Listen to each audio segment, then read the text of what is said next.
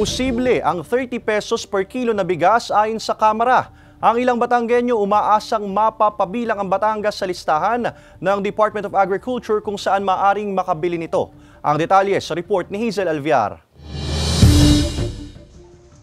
4 na kilong well-milled rice ang binili ni Mang Vic sa halagang 48 pesos kada kilo sa Lipa City Public Market. Pagkakasyahin daw nila ito sa loob ng isang linggo. Sa hirap ng buhay at mahal ng bilihin, malaking bagay na raw ang isinusulong ng Kamara na 30 pesos kada kilo ng well-milled rice. Pero dapat yung mangyari para mga tayo malayo sa gutom.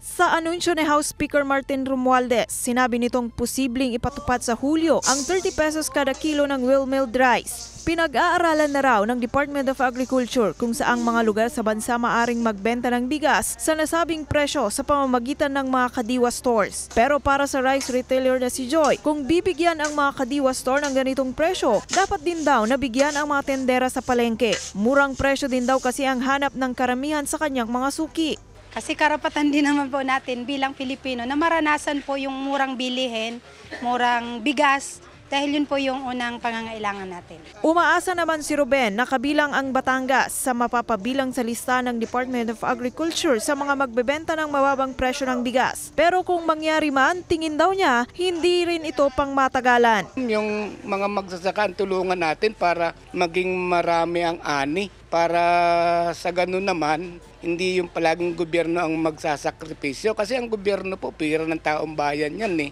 Ayon sa samahang industriya ng agrikultura o SINAG, posible ang planong ito ng gobyerno. Pero tulad ni Mang Ruben, pagpaparami sa produksyon ng palay pa rin ang nakikita nilang solusyon sa problema sa usapin sa bigas. Ang puhunan ng NFA, kausap ko yung administrator niya, is 52. So, 52 yung puhunan nila, less 30.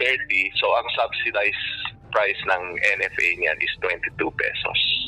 Kasama si Kel Ravaca, Hazel Alviar, Balitang Southern, Tagalog.